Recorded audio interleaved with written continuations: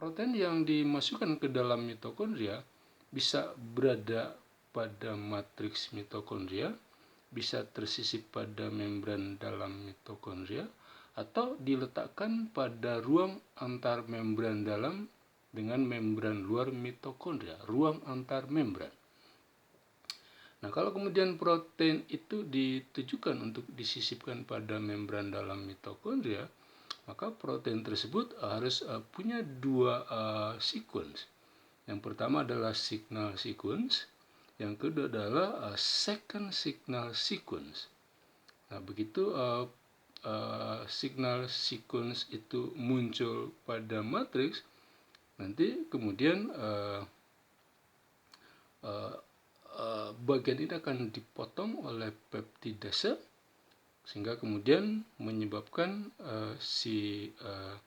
second signal sequence ini terbuka.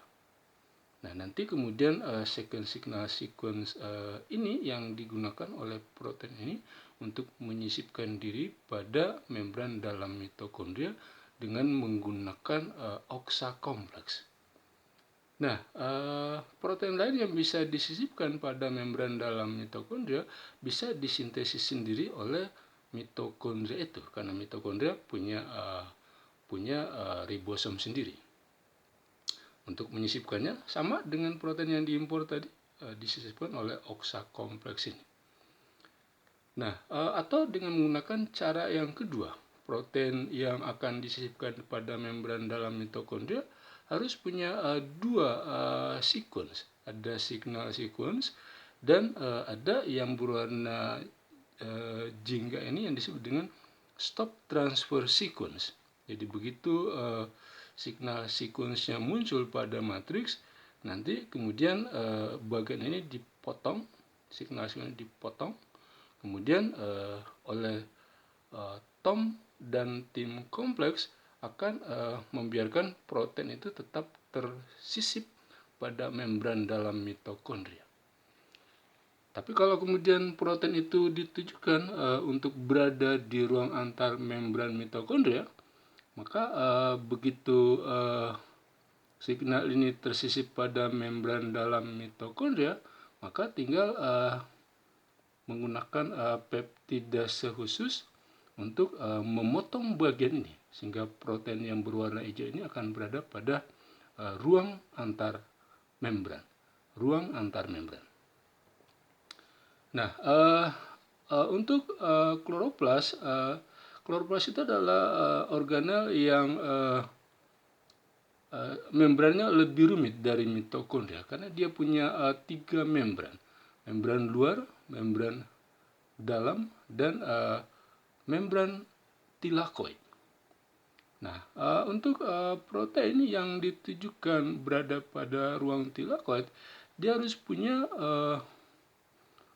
signal sequence yang berwarna merah ini, dan dia harus punya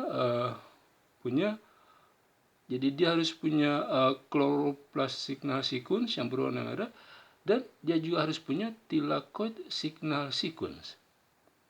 Nah, kalau kemudian setelah terjadi pengenalan pada protein translokator yang ada pada membran luar kloroplas ini, nanti kemudian proteinnya bisa masuk ke dalam stroma kloroplas. Nah, ketika berada dalam stroma, nanti si kloroplas signal sequence ini akan dipotong, dibuang, sehingga tilakoid signal sequence yang berwarna jingga ini akan terbuka. Nanti kemudian kloroplas tilakoid signal sequence ini yang akan digunakan oleh protein ini untuk menembus membran tilakoid dengan beberapa cara. Bisa dengan cara yang pertama atau cara yang ketiga kalau dia ditujukan untuk berada di dalam ruang tilakoid. Kalau dia ditujukan untuk menyisip pada membran tilakoid, bisa menggunakan cara yang kedua atau cara yang keempat. Cara yang kedua ini menggunakan jalur mirip dengan dengan SRP-like pathway. SRP itu adalah Signal Recognition Particle. Jalurnya mirip dengan jalur Signal Recognition Particle. Kalau yang ini, yang cara keempat ini yang berlangsung secara spontan. Nanti coba pelajari sendiri bagian ini. Nah, kalau kita cerita tentang endoplasmic reticulum, itu pada kompartemen sel ini itu bisa ditemukan ribosom bebas, bisa ditemukan ribosom terikat. Terikat pada apa? Terikat pada membran endoplasmic reticulum ini melalui satu protein yang disebut dengan riboforin. Nah, karena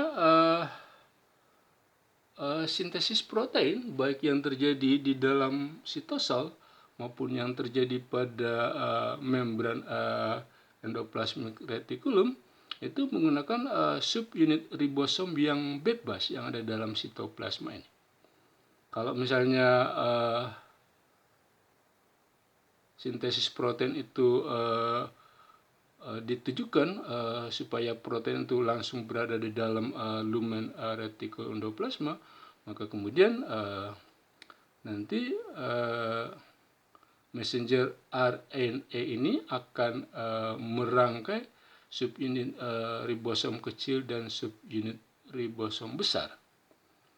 Nanti kemudian supaya polipeptida yang sedang disintesis oleh kompleks ribosom ini bisa langsung berada di dalam lumen retikulum endoplasma, maka kompleks ini harus berikatan dengan membran endoplasmic reticulum ini.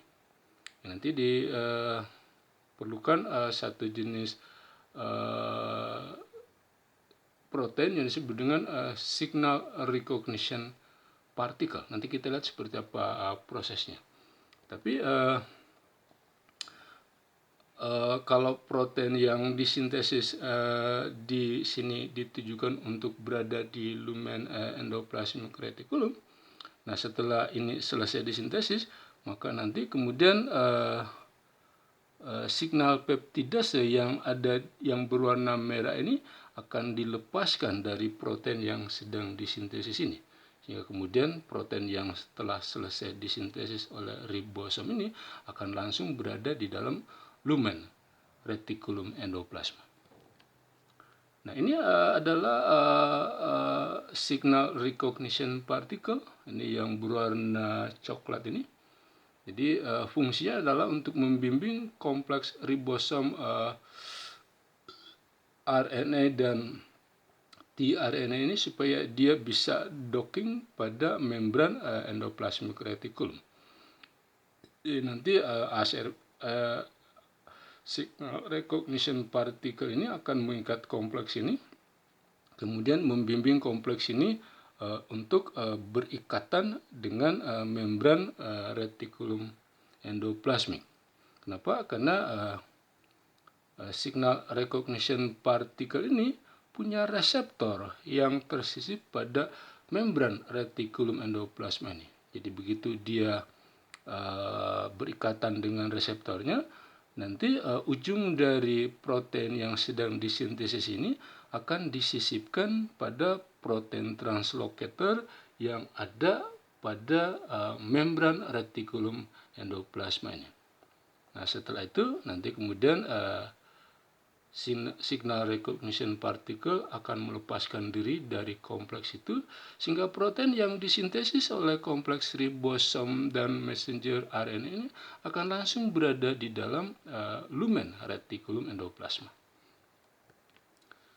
Nah, ini kurang lebih seperti itu. Jadi setelah selesai dia akan dipotong di bagian yang merah ini sehingga proteinnya ada langsung dalam lumen.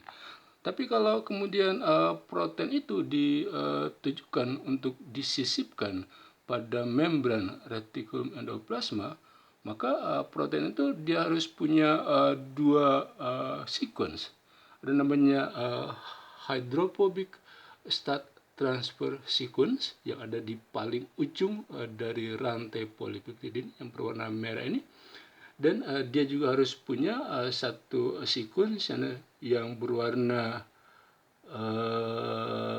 jingga ini yang disebut dengan hydrophobic stop transfer sequence.